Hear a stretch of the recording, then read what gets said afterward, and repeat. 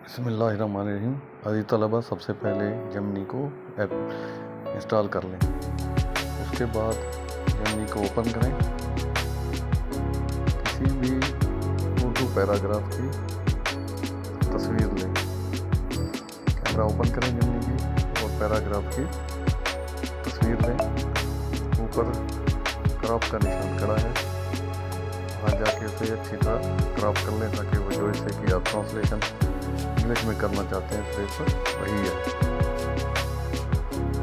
Crop करने के बाद उसे नीचे जो अटैच का ऑप्शन है उसको जेमिनी के साथ अटैच कर दें। अटैच करने के बाद आपसे इंस्ट्रक्शन दें ट्रांसलेटिंग टू उर्दू। जो ही आप इंस्ट्रक्शन देंगे वो ट्रांसलेशन को चंद लम्हों में असर करके आपके सामने